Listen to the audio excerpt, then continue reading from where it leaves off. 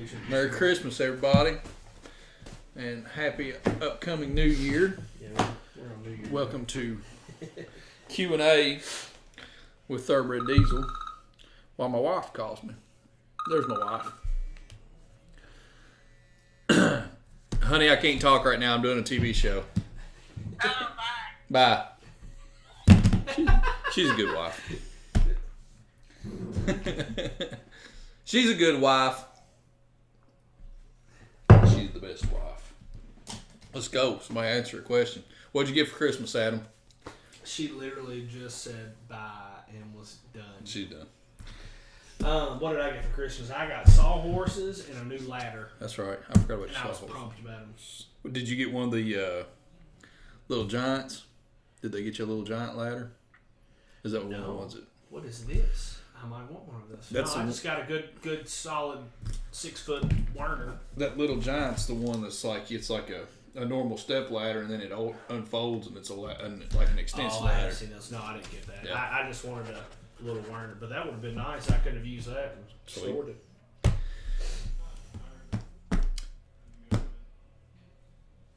Hey, I think we got some likes over do there. have some questions. I see. All right, let's go. All right. It's a really vague one, but it's a good one to start out on. Thoughts on the 6.0 Power Stroke? It's a good motor if you go through and you bulletproof everything, and I keep using the word bulletproof, but if you go through and make sure that you take care of all the weak links in the 6.0 motor, it's a good motor. It's a good truck. Ford makes a good truck, man. Ford makes a good truck. So, All right. 6.4, needing to replace pistons. Any recommendations? we have Malls on the website, and we've had really good luck with them. That would be my suggestion. Whether you go with Ford or go with Mala, whatever you want to do there. All right, that's all the questions we have so far. That's all we got already. I guess you want to talk about some of the sales and stuff that are kind of going offline this week. Yes, really. That would be a good one. We got a few going off tomorrow, so it might be a good time to cover those real quick. So we've got a couple of the big sales that are coming offline tomorrow for you guys. If you're watching this and you were kind of on the fence about some of the things, I believe our S&S sale is coming down tomorrow. We're going to take it down. Autometer comes down. Our engine promotion is coming down. The diesel site Wicked Wheels, that promotion is coming down. Smarty's coming down, and BBI injectors are coming down. Those are everything that I'm talking about right now comes down tomorrow. The Edge Super Chips Diablo sale, that's a good one. It comes down tomorrow as well. I think that's about it. I don't know what's running through the weekend. Anything that's running through the weekend will still be up on the main, the homepage of the website. I think apparel. It's going through the second. I think it's going through Monday. Yeah. If you have, he asked me today, if you have other stuff that's going through the weekend, apparel will go through the weekend most likely. Yeah. So. Yeah, I think there's 2 or 3 that are going to carry through too. So. All right, we got a bunch of questions queued Cool. up now. So. All right. That's kind of a good one. Straight piping my LOY without. Can you straight pipe an LOY without a tuner programmer? You can straight pipe LOI without a tuner programmer, but you may get some EGR codes. My suggestion would be to go ahead and do some custom tuning, such as EFI Live, and that's very easily to be able to tune around that. Sorry, man, I'm trying to do another thing. Phone number to call in is 859-355-9002. Yes, you may get some codes with the LOI. When you do a straight pipe, But it if doesn't you put do, it into lint mode or No, anything, but- right? It's not like the DPF strokes. yeah, you just have to look at a check engine light. Easy to tune around. So You got your phone on? I do have it on. Okay, I didn't see that. 355-9002. Fuel additive for a fine dime. Recommendations. Any fuel additive that adds lubricity. We don't suggest using used oil, 2-stroke oil, so on and so forth. We carry Standardine. Standardine is a very good additive. Anything that you buy off the shelf, FPPF, diesel power service, or diesel service, whatever it is, anything that adds lubricity, gets you a higher cetane rating, protects you from gelling, so on and so forth, is going to be a good additive for you. We carry Standine. We would love for you to purchase Standine. Even if you don't purchase Standine from us, please buy a fuel additive from somewhere and use it regularly. Annette wants to know, son just bought a truck less than a year ago, paid over $20,000 for it. I guess go ahead and answer that. We'll get to Annette in a second. Okay. This way can I help you. Yeah, I was thinking, I had a couple of questions about the 24 valve Cummins. Yeah. What can I do for you, man? Well, I had a code come up on it a while back that lost communication with VP football. So I parked it. I went and did a field pressure test on my lift pump. Uh-huh. It was put out 7 pounds, so I got another one put on there. And the thing fired up and ran. Okay. And then it died out again, wouldn't start. Didn't have no coach present. Mm-hmm. It checked for a couple more months. I messed with it again. Walked out there after I put a fast 150 on it. Fired up and ran for about 4 hours straight. Shut it off, started, ran fine. Perfect. Got in it the next day. It started up, died, started up, died, started up, and died. Okay. Suggestions? I'm just going to assume this is a 98 to 02 truck. Yes. Okay. It sounds like you're losing your prime somewhere. Is it, what year truck is it? 01. It's an 01. If the truck is set for quite a while, one of the first lines that you're going to want to look at is the fuel return line going from the VP44 to the, and I'm going to call it a T, but to the T junction at the back of the motor that's made by the other two fuel lines, the return line going to the tank, the return line coming from the cylinder head, then the return line from the VP44. That return line from the VP44, we notice that it'll get some porosity problems and it'll cause some leak backs. Which will allow your circuit to drain and cause exactly what you're having happening. I really think you've probably got some sort of a leak down. Did you do injectors or anything else on the truck? No, I had a fuel pump burn up on it. Okay. By fuel pump, are you talking about the lift pump? Yes, the lift pump. Okay, so you had a lift pump burn up on it. You put another lift pump on it. It started and ran, and then it died. And you let it sit for a month, and then you did the same thing again, right? Basically. And you'll want to check and make sure that you've got good power going to the lift pump as well. If you've got possibly an ECM problem, if you've got a possible ECM problem and the ECM is cutting power to the lift pump, and then that's what's letting the truck die, that could very well be an issue. Multiple things could be going on there, but with the Fast 150, if you're saying it's starting and running, it will run fine, but it's possible that it's really just more hard starting than anything else, I would think that you've got some sort of a leak down condition. Could that injector pump be leaking down and going bad? Not necessarily. You have a diaphragm in the VP44 that can cause you to have a hard start, but traditionally what it does is if you have a tear in the diaphragm, the truck will be hard to start, and then eventually it'll pop off and it'll continue to run. Then when you go to start it back, it's crank, crank, crank, crank, crank. It's not usually a crank, crank, crank, start and chug and die like it's lost its prime. I'm kind of just going based on what your description to me is. It sounds to me like... I put the fast pump on it, it wouldn't start. I had to put some time to everything. Uh-huh. I got frustrated to let it sit. Right. I came back probably about a month and a half later to mess with it. Went out there and cranked over 3 times, fired up, ran that whole evening, started perfect all the time. Mm-hmm. Got home the next day from work, went out there to start it. It started up and died. Yeah. Started up and died. Did it ever start up and continue to run? No. No. Okay. Is your tack working in the truck? Yeah. Okay. Not having anything else going on there. That could very well be a VP44, but I'll tell you, man, it really does sound like you've got a prime issue to me. Can you not get the truck back running at all at this point? At this point, no. It will not run at all. And you say it's not coding? It doesn't have any... No, I have no code. Are you saying, do you think it doesn't have any codes in it because the check engine light is on? Have you hooked a scanner up and scanned it? Yes, I got a scanner and I scanned it. Okay. Check your fast again. Make sure that your fast run. Unhook your fast from, if you got a 150, it's a pump with filters, and you've got it going straight to the injection pump. Just unhook it from the injection pump, put it in a 5-gallon bucket of fuel, turn the key on and bump the starter. That should let the fast run for a 10-second cycle. Make sure you've got good fuel flow there. If all that checks out, you've got power to the lift pump and you've got fuel flow to the injection pump, I would scan it again for codes, see what any codes are. Then maybe go up top to your injectors, crack the lines of the injectors, make sure you're getting good fuel to the injectors from the VP44, and you should be able to get it back started and running. Okay. And then I'm pretty sure if it doesn't fire, I have a bad pump then. I hate to tell you to do that, and you're throwing parts at it, man, because you could have a bad ECM. If I were you with that type of a failure, what I would want to do is try to find somebody with a breakout box.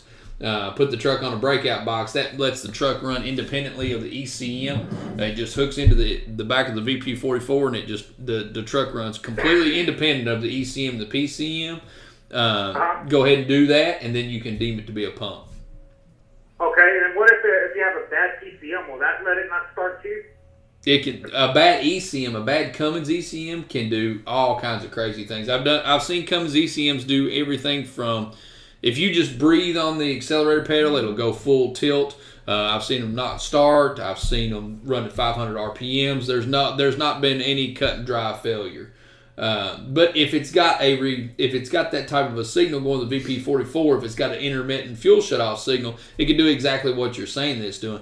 One other thing that you can check on that as well is check your pins in the harness going into the back of the VP44. They're known to wear out. You can go through and check all those pins, make sure that they're in the connector well.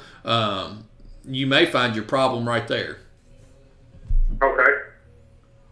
I'll try that, and I guess I'll find somebody who's got a breakout box. That is a problem. Yeah, it said before you throw an injection pump at it, I would definitely try to find somebody with a breakout box. And the breakout box is easy. Most shops have got them. If they're a Cummins shop, most of them have got them. It's just power to the injection pump. Is really basically all it is. You can read about it online. You might be able to come up with one yourself there. Okay. All right. All right. Appreciate it. All right. Thanks, sir. Have a good day. All right. See you, bud. Bye bye. Okay. Let's Back answer to- a few, and okay. then we'll turn the phone back on. How's that sound? Thanks for calling, man. Yeah, that was a good call. Annette wants to know, son just bought a truck less than a year ago, paid over $20,000 for it. It's 2008 6.4. It has 94,000 miles. 94,000 miles on it. Says it needs new turbos and costs $4,000. She doesn't know how that's possible that could cost $4,000. So the 6.4 has got a not a dual sequential setup, but a kind of a compound turbo setup. They are pricey. I think stock setup's $1,900. Most guys will probably do that job cab off the truck, which isn't as pricey a labor charge right now. Let's look at it just real quick. Let me go to the website real quick and figure out where we're at. I don't have the price of it right off the top of my head, but that's not that far off a base to me. Just depending on what they're selling you the parts at. The price they're selling you the parts at is going to be the determining factor of whether that's a good price. Labor to do it, if somebody charges you $1,000, I'd be a little high to me. But $2,600 is what our price is for the turbos right now. Mm-hmm. So you can always ask them for an itemized cost. Ask them for an itemized cost. See exactly what you've got in it. We make a whole lot of our business off of selling parts to people so that they can take them to shops and have them installed. That's right. So. And that's not what your guy's going to want you to do, but that is an expensive turbo setup. Very common to have failures on it as well. The oil inlet lines on those are really what causes the oil coking and the lack of lubrication problems that they have. So anything we can do to help you, please let us know.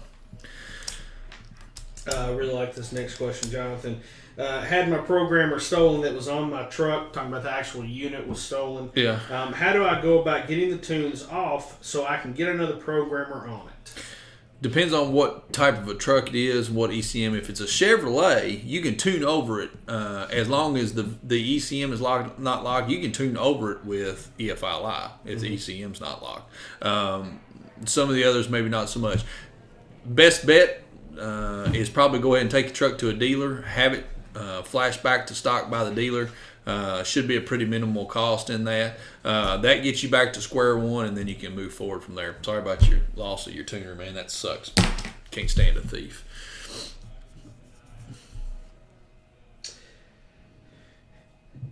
Got some hate. This is a follow up on the 6.4 thing earlier. 6.4 is already studded and everything else. He says just pistons, and how about push rods? Do you do push rods in those? I think you do anything that helps out the junky valve train at 6.4, man. And if you've had the valve covers off these things, you know what I'm talking about. We have a set of push rods from not Crane. Oh shoot. It'll take me a minute to think of who it was, but if you want to do chrome moly push rods, we've got we can help you out on that. So just give us a call. Can't think of what the daggone company's name is. I'm getting our mic set up today because I got my headphones in my phone today. Got an 0559 fuel gauge stopped working. Replaced the pump sending unit. Gauge still not reading. Mm-hmm. Grounded the sending wire. Still not working. Could it be the ECM? Possibly not necessarily the ECM. Could be the stepper motor inside the gauge cluster. They're pretty bad. They are well known for going bad. So don't deem it to be anything other than before you deem ECM to be bad. I would definitely check the stepper motor inside the gauge cluster for sure. Do you want to turn the phone back on? We've knocked out several. Oh, we're ready. Cool. We can take phone calls again now. We knocked out 3. That's several. I don't know. I mean, hey. Those are the big ones. A lot of these are just comments. It looked like we had a lot more than we did. Do you recommend marine fuel filters for the 6.0s? Marine fuel filters for the 6.0s. I was not aware that there was a marine fuel filter for a 6.0, so I apologize for that.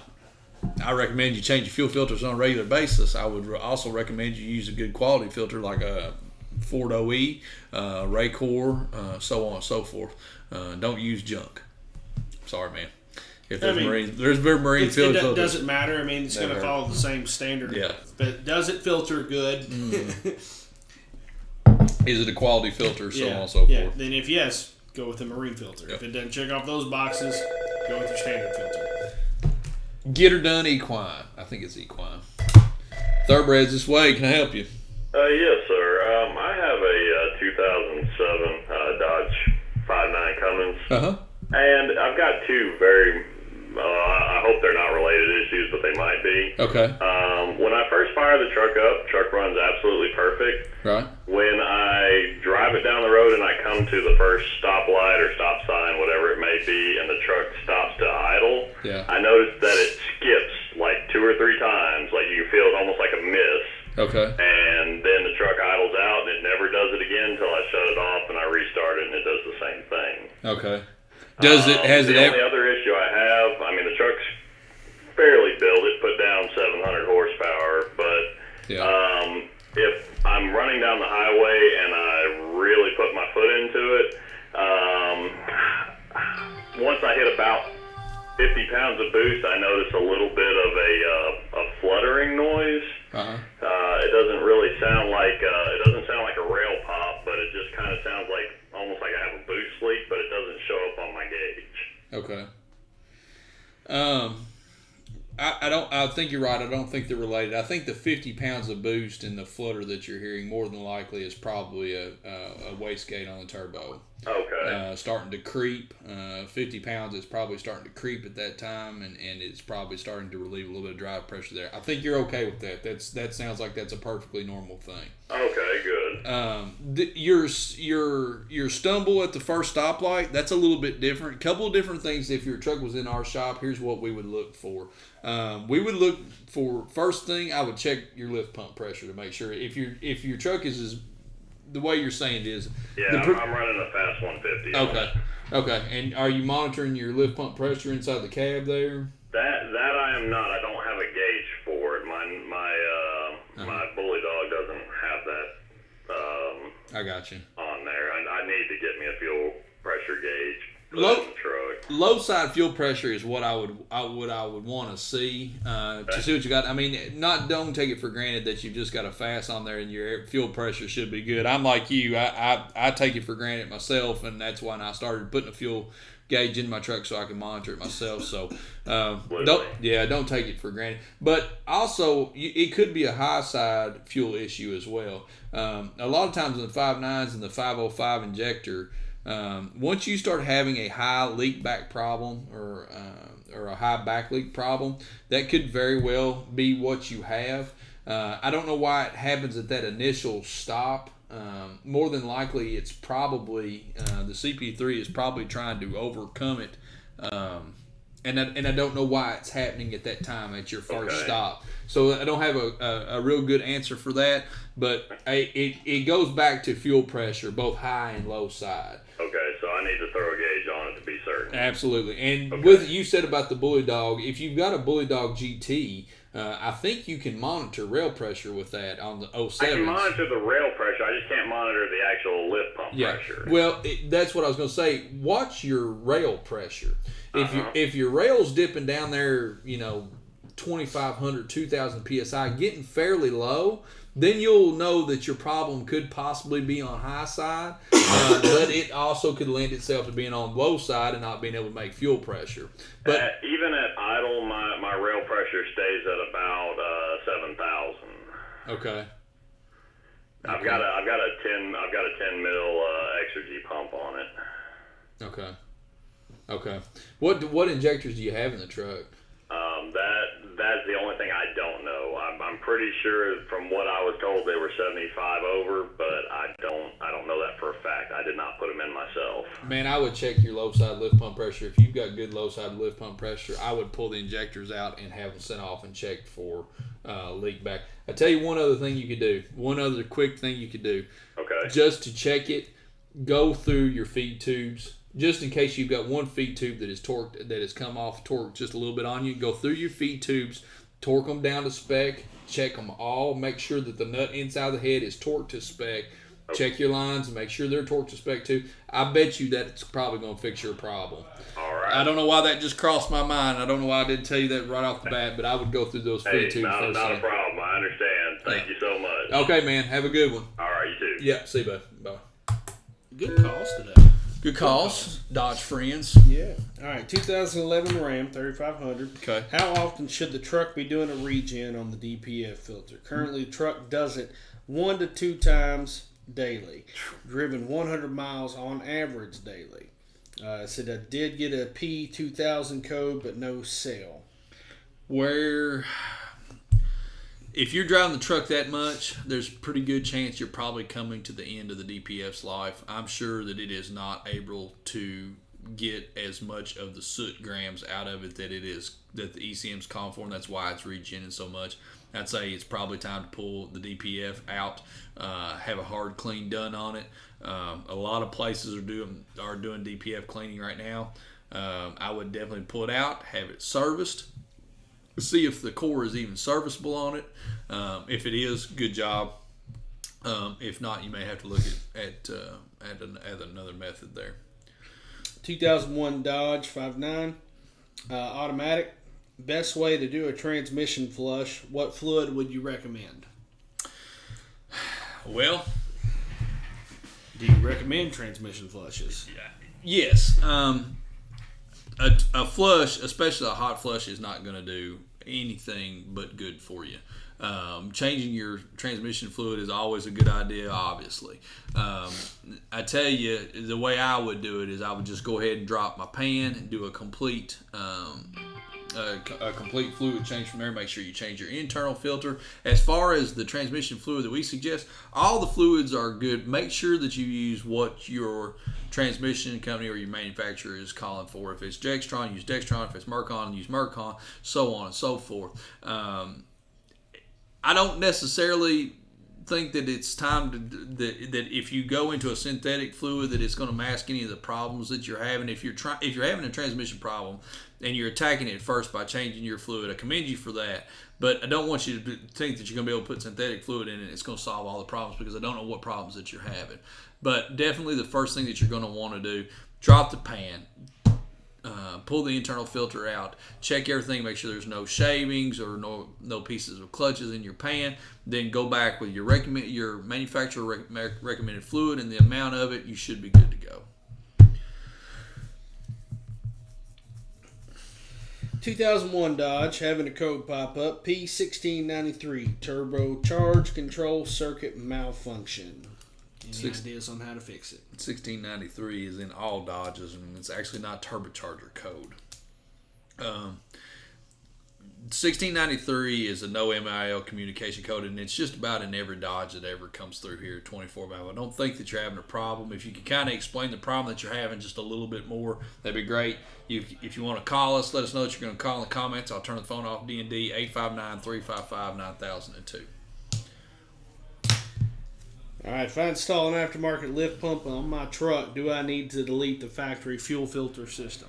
Not necessarily. You can if you want to. Some trucks, your return fuel is actually going back through the canister or the body of the canister, however you want to look at it, so you can't necessarily get rid of it unlike the common rail Dodges. If you do want to get rid of it, Fleece is a good company. They make a filter delete kit on most trucks, except for the Fords and Chevrolets. Just the Dodges, it's hard. And you can totally get around your fuel filter.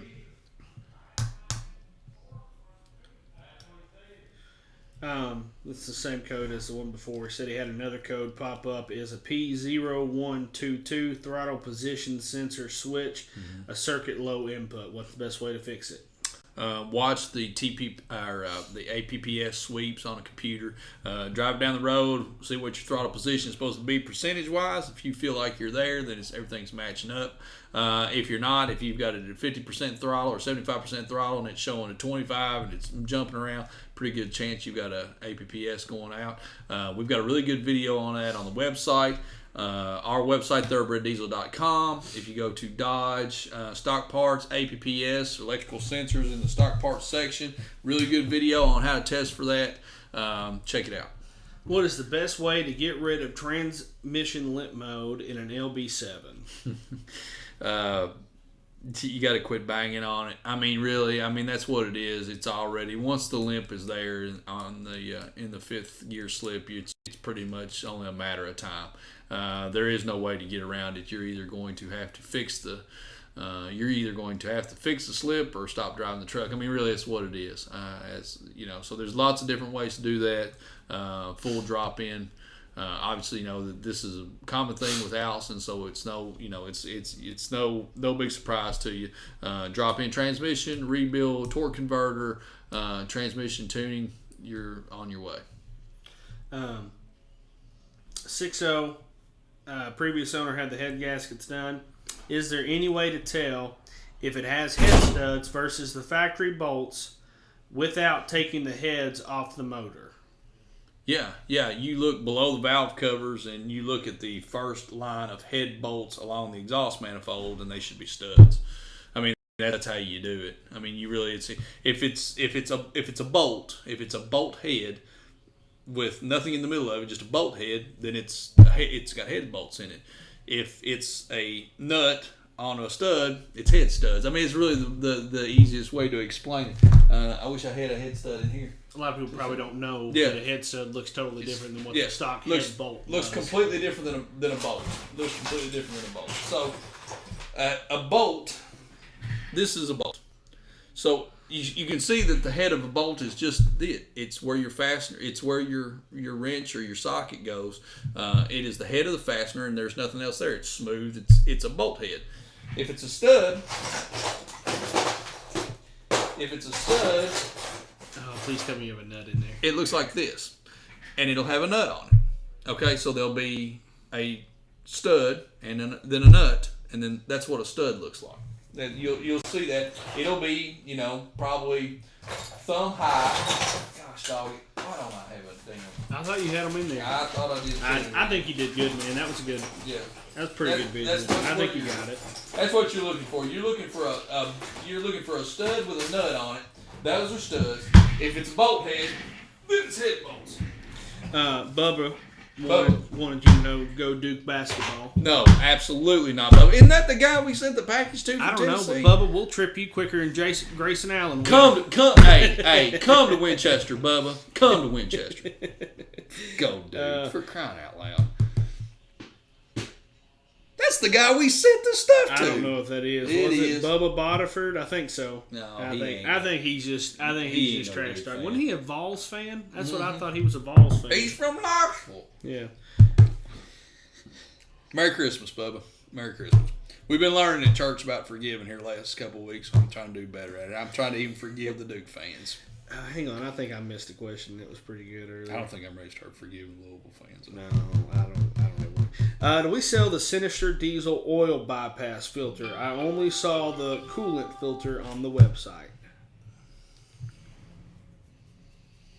The answer to that is if Sinister makes it, yes, we sell it. If Sinister makes it, yes, we sell it. I thought it was on the website. The oil filter bypass kit, But if not, we have another. I'm going to work on that while we take another question. Don't we have? Okay. We'll follow up with that. Yeah. We have some oil filter bypass kits, but they don't necessarily get rid of the whole oil and fuel conglomeration that's in the valley of the engine. But I am going to check on that.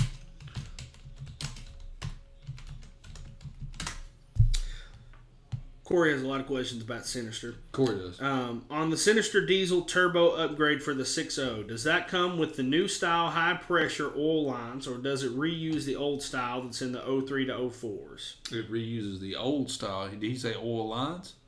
Yes. If you want to upgrade the oil lines, the turbo is only going to come with the gaskets necessary for install, none of the lines. If you want the upgraded oil line, oil supply line, and oil drain line, you'll have to purchase those separately. I really like this question. What's usually the first thing that goes out in a 48 RE transmission? Valve body or the governor? Oh, so the first thing that usually goes wrong in the 47 and 48 REs, and they like to ask me transmission questions because they know I'm not an automatic transmission guy. You don't have a valve body failure, and you don't have an accumulator or piston failure as much as lack of, number one, over horsepower, and number two, lack of maintenance, not changing the fluid filters and not tightening the bands and keeping the bands within the spec that they need to be are adding to a lot of the slippage, obviously, inside the transmission. There's only so much that a stock one's going to be able to take before that you're going to have to do a valve body upgrade to increase the line pressure to be able to keep the apply in the piston set in the clutch packs that it needs to be. What goes wrong first? Probably the foot of the driver. That's going to be my answer on it. I missed one earlier. Jesse had a question. 2011 Dodge 2500. Got an EGT probe, took it to a shop, and they installed it on the EGR Delete back block-off plate by the 6-cylinder. Okay. How much will that affect my EGT readings? I don't think it's going to be that off. Obviously, yes, it's going to be concentrated on your EGTs on the number 6-cylinder, and yes, that sucks. But I understand that the plate was probably drill and tap for it. It made it easier for them. A lot of places do that. I like to try to get it as close between the 3 and 4-cylinder, obviously. Do I think that's going to keep you from melting your truck down if you don't do that? Maybe, no, it's not. It's not the worst thing in the world. There's totally worse things. Good thing about it is you can put the plug right back in that block off plate, take it home, re-drill it, and tap it yourself.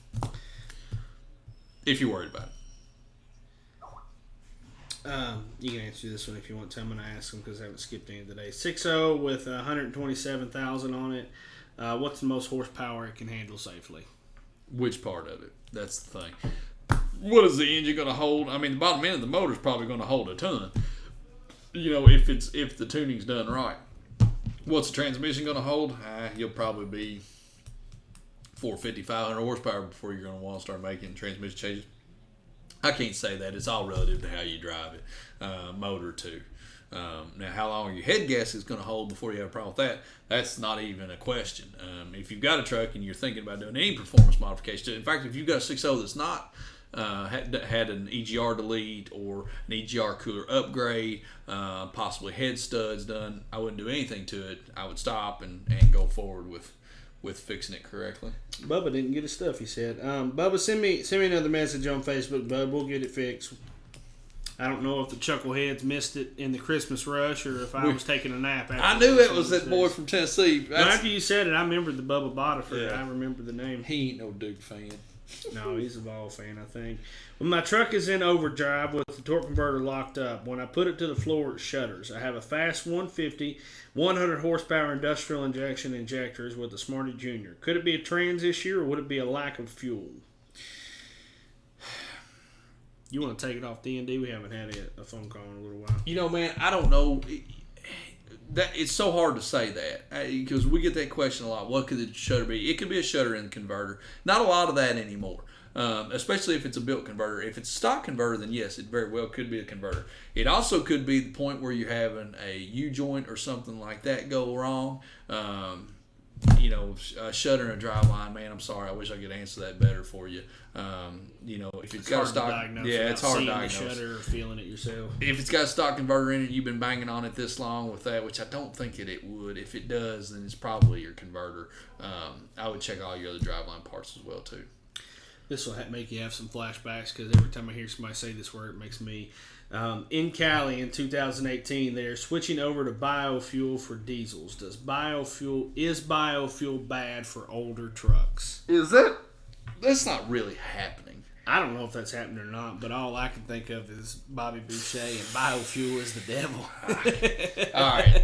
So here it is. It depends on what percentage that they're bringing in, and I hadn't heard that. If I've missed that and that's actually going to happen, please send us a link to it, to that article. So it's going to depend upon a lot of the things, and I'm going to use the term dry in a lot of my description here, and it's probably not the correct adjective for it. So it depends on what percentage of biodiesel that they're going to put in the fuel.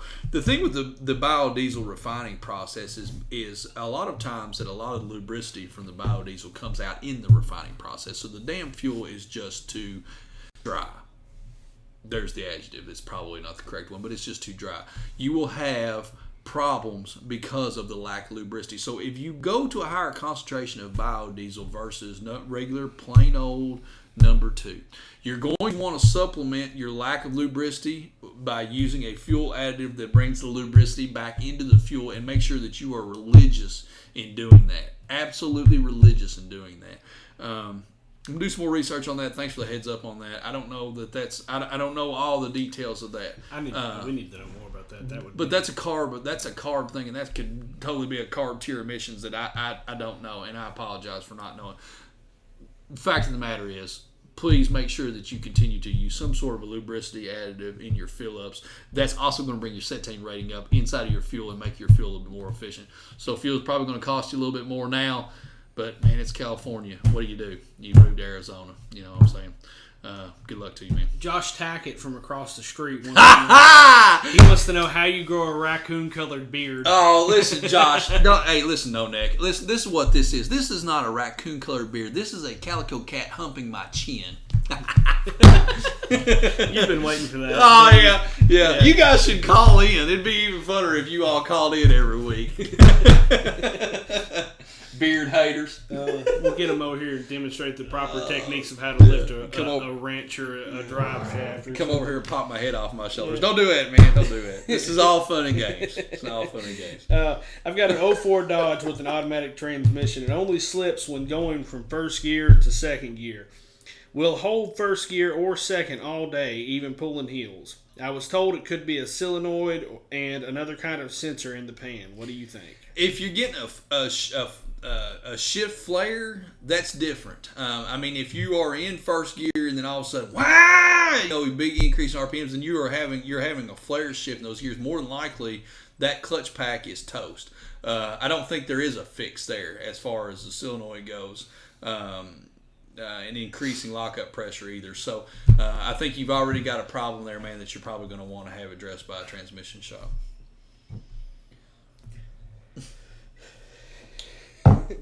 Josh Tackett. We're dead. I'm dead, specifically. What's your thoughts on an upgrader? Wow. An upgraded radiator on a 6.0? The 6.0 radiator is already pretty efficient. If you're talking about in efficiency terms, I think it's already very, very efficient radiator. I think a lot of the overheat situations that go on with 6.0s are because of EGR, head gaskets, so on and so forth.